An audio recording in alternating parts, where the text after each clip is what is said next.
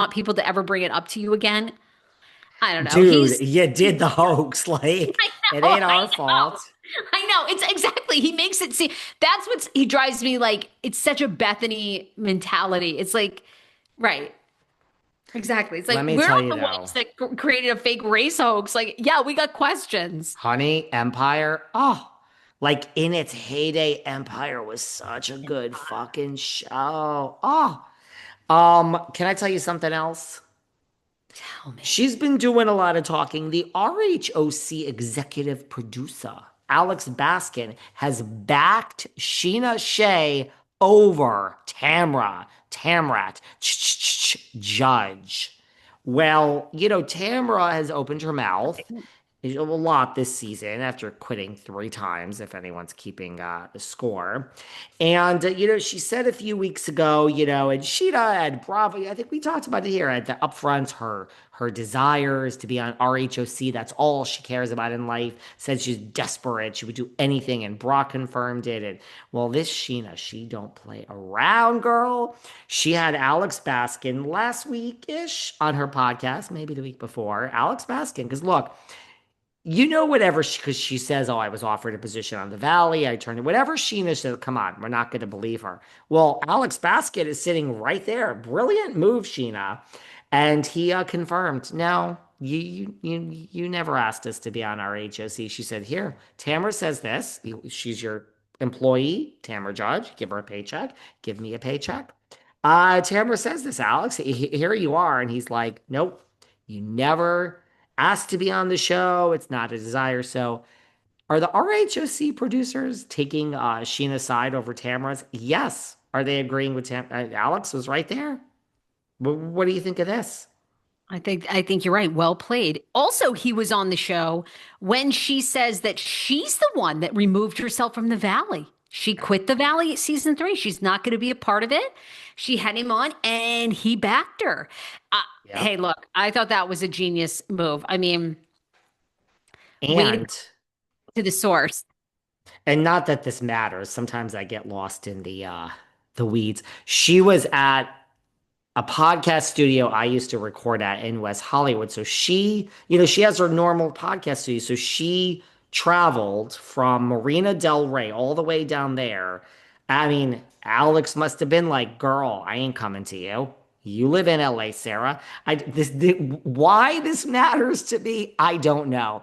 But I recognize because that's where I used to record at Melrose Place. So I'm like, Alex must have been like, girl, you come to West Hollywood for me. I'm not coming down there. So Sheena got in that car and breezed up the highway. It doesn't matter why I'm mentioning this, but I just thought that was funny because she's normally in her normal space, not with Alex Baskin, honey. It was a What do brilliant you move though. make? Okay, what do you make of this interview though, where she basically says she contacted her friend Paige DeZerbo and, talked That's to what she Paige said. about Paige not coming back to Summer House? And what do you believe her when Sheena says that reality TV was never her dream? Now, of No, course, and she'd come back, but which I think is so like, I don't know why. Listen, I've said this before. I would just hold on for dear fucking life. I mean, look, she was on Mark and Kelly. She is doing well in the public eye. None of this matters if you're not making money.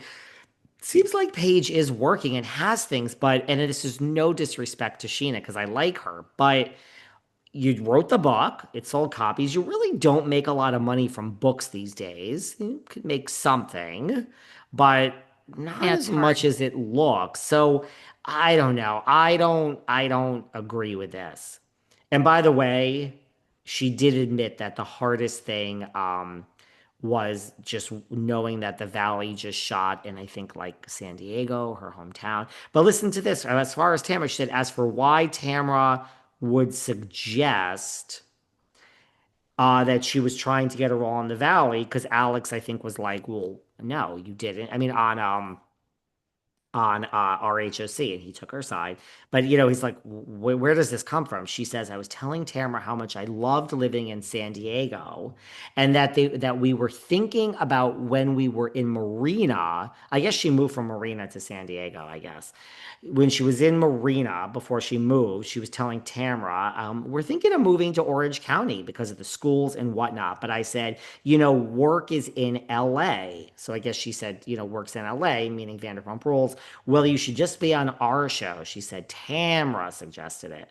I'm like, you said that. I never said that. Blah, blah, blah. It was a joke. Oh, yeah, that's her dream. So Alex supported her. Well, there you go. I mean, Yeah, I thought that was interesting. you heard it here first about how we feel about the rat. A lot of The people are not rat. happy with Tamra they didn't like her quitting the third time the other week, and I don't know. I don't know. RHOC. What a season we're having. Tamara ain't going anywhere. Speaking of seasons, Bozy Bose, she just recently did an interview and she said, get ready for season 15 because somebody's gonna have a kick-ass season, and it's not necessarily me. It's a woman named Dorit Kemsley. Dorit Kemsley. Now, Bose said, it seems like, first of all, everyone's getting along with Rachel Zoe. She had good things to say about Zoe. Oh, that's good. And That's interesting. interesting. And she said she was giving some branding advice to everybody. But when it Oh, came to Dorit, she said, I think last season with her cigarette moment was like, bring your whole badass Dorit. Let's do it. Lean into that badassness. And guess what? Bose revealed. Dorit does it, season 15. Big time. Get ready. Dorit is even more badass next season. So, what do you think of another season where Dorit is badass? She's going through the divorce. What do you think of this?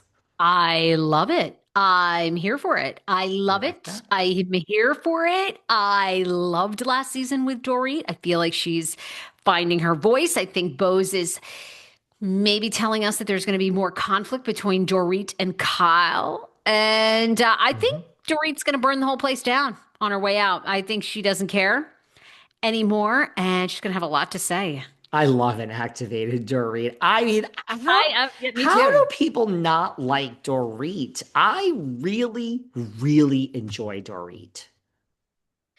I think they don't enjoy the whole, again, we thought everything was great between she and PK.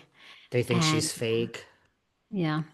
She lies a little And, bit. look, I mean, I think I sent it to you, but PK is renting, I think, or bought or whatever, a brand new place here in Hollywood, in Beverly Hills. And, he was out with friends, and people are like, how the hell are you affording this? I said that I gotta look. I mean, that was people still have questions about their money, like how it's. Listen, I went out with PK that night, and boy, George, PK is a gent. But that's not always a good thing. Like, he's a gent in that he treats everyone, his credit card is down. That's not always a good thing. I mean, like, we're all gonna have popping bottles and the bill's 50,000, it's on PK. Like, it's not always a good thing. Look, I love PK, I love Dorit. I'm one of those people. I just can't, I don't understand it. I don't. If you managed Taylor Swift and now Travis Kelce fired his manager, I know, and he's like, it's a This great is the house. house. And now you manage Travis and Taylor, and you have no other clients. Your only client is Taylor Swift. Like, for a long time, Madonna back in the day with Liz Rosenberg. Liz Rosenberg really only worked for Madonna. Then Cher and some others, and she parted ways with Madonna. But like,